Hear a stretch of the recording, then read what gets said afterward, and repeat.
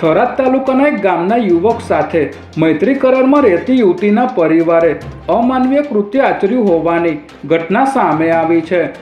ફરિયાદી યુવકે યુવતી સાથે 16 માર્ચના રોજ મૈત્રી કરાર કર્યા હતા અને ત્યારબાદ તેઓ અમદાવાદના વટવા વિસ્તારમાં આવેલા આયોજનનગરમાં રૂમ ભાડે રાખીને રહેતા હતા। ત્યારે યુવતીના પરિવારના લોકો બંનેનું અપહરણ કરીને લઈ ગયા હતા, જે બાદ યુવક પર પાશવીય અત્યાચાર ગુજાર્યો હતો। આરોપીઓએ આ યુવકને માર મારીને નજીકના ખેતરમાં ફેંકી દીધો હતો। ત્યારે સમગ્ર મામલે થરાદ પોલીસે 12 લોકો સામે નામજોગ ફરિયાદ નોંધી તમામની ધરપકડના ચક્રો ગતિમાન કર્યા છે।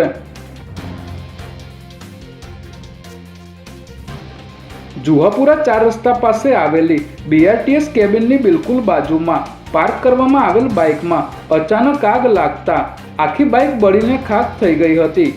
બાઇકમાં લાગેલી આગને કારણે BRTS કેબિનને પણ નુકસાન થયું હતું। 4 રસ્તા જેવો વ્યસ્ત વિસ્તાર હોવાથી આગ લાગતા લોકોના ટોળા એકઠા થઈ ગયા હતા।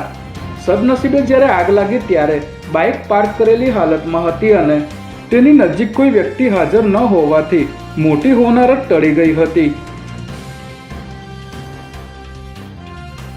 ગુજરાતમાં આગામી સ્થાનિક સ્વરાજ્યની ચૂંટણીઓને લઈને વહીવટી તંત્ર અને પોલીસ વિભાગ એક્શન મોડમાં આવી ગયું છે। ત્યારે 15 મહાનગરપાલિકાઓ અને જિલ્લા તાલુકા પંચાયતની ચૂંટણીમાં શાંતિપૂર્ણ મતદાન થાય તે માટે રાજ્યના 1.25 લાખ પોલીસ કર્મીઓની રજાઓ તાત્કાલિક અસરથી રદ કરી દેવામાં આવી છે।